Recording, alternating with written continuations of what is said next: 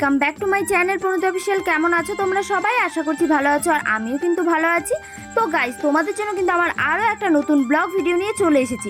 তো এখন কিন্তু সকাল হয়ে গেছে, আর আমি এদিকে কিন্তু বিছানাটাকে গুছিয়ে নিচ্ছিলাম। আর আজকে কিন্তু বাড়িতে রয়েছে প্রচুর কাজ, মানে বলতে গেলে আজকে পুরো ঘরটাকে আমরা গুছিয়ে সুন্দর করব, কারণ কালকে একটা বিশেষ দিন আছে। তো সেটা কি আছে সেটা তোমরা পরের ব্লগে অবশ্যই বুঝতে পারবে বা দেখতে পাবে। তো সেটা এই ব্লগে আর তোমাদেরকে বলছি না, কারণ সব কিছু বলে দিলে তাহলে তোমরা আর ভিডিও দেখবে কেন।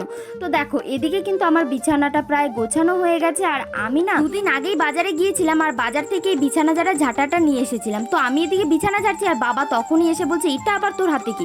তো আমি বাবাকে বললাম যে এটা হচ্ছে বিছানা ঝাঁটা। তো বাবা বলছে এটা দিয়ে পরিষ্কার হয়? তো আমি বললাম সেটা তুমি দাঁড়িয়ে দাঁড়িয়ে দেখো যে পরিষ্কার হচ্ছে কিনা। আর জানো তো, আমি দুদিন আগেই ঝাঁটাটা এনেছি, কিন্তু আমার মনেই ছিল না যে এই ঝাঁটাটা এনেছি। তো আজকেই কিন্তু প্রথম আমি ইউজ করছি, আর ভালোভাবেই পরিষ্কার হচ্ছিল।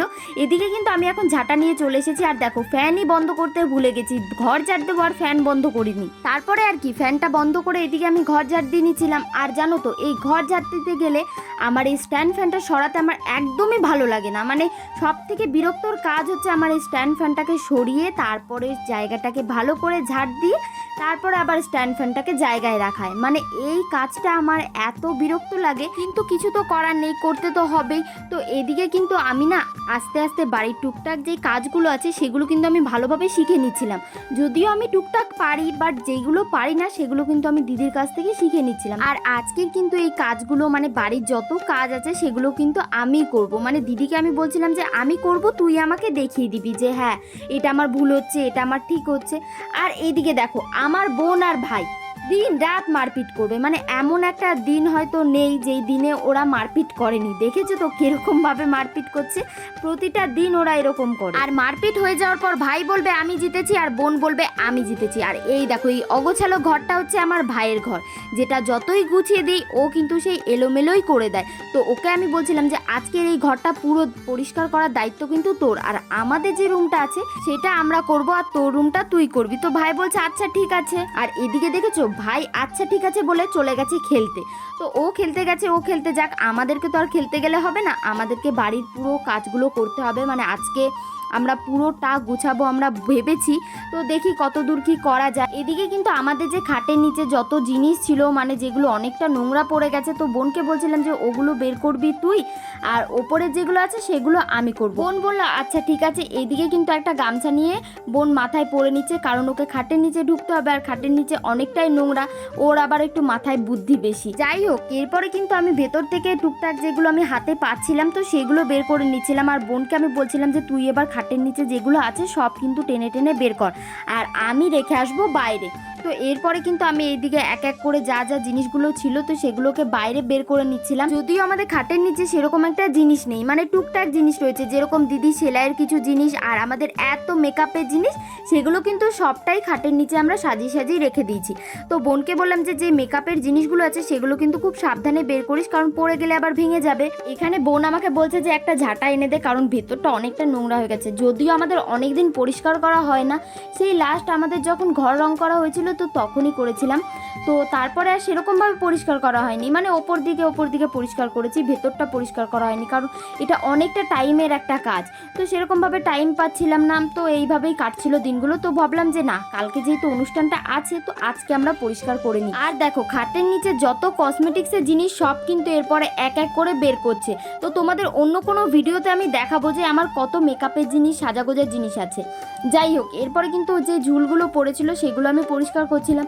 আর জানো তো, আমি না ঠিকভাবে পরিষ্কার করতে পারছিলাম না, তো দিদি আমাকে দেখিয়ে দিচ্ছিল যে এরকমভাবে কর। যদিও আজকে বললাম তোমাদেরকে যে আমি পুরোটা পরিষ্কার করব, যেটা পারবো না সেটা দিদিকে বলবো দেখিয়ে দেওয়ার জন্য। তারপরে এখানে আমি কিছুক্ষণ চেষ্টা করছিলাম, আর ঠিকভাবে পরিষ্কার হচ্ছিল না। তো দিদি আমাকে বলছে যে দে আমি করে দিই। তো আমি বললাম যে নে তুই কর। আর দেখো, এখন কিন্তু মোটামুটি আমাদের ঘরটা গোছানো হয়ে গেছে। আর যে টুকটাক যে মোছামুছিগুলো আছে, যেমন ড্রেসিং টেবিল, আলমারি, এটা আমি পরে করে নেব। তো দেখো ওই ঘরটা তো পরিষ্কার হয়ে গেছে, আর এই ঘরটা দেখে মনে হচ্ছে না যে একটা বন মানুষ থাকে। আর ভাই দেখো এই জাস্ট খেলে বাড়ি আসলো, তো বাড়ি আসার সাথে সাথে বোন বলছে যে এবার তোর ঘরটা তুই পরিষ্কার কর।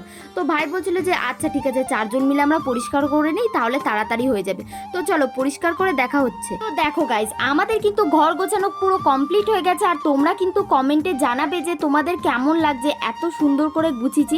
আর ভাইকে আমরা বলছিলাম যে এত সুন্দর করে গুছিয়ে দিয়েছি, এরপরে যদি এলোমেলো করেছিস তোর ঘর আর কোনো দিনও গোছাবো না।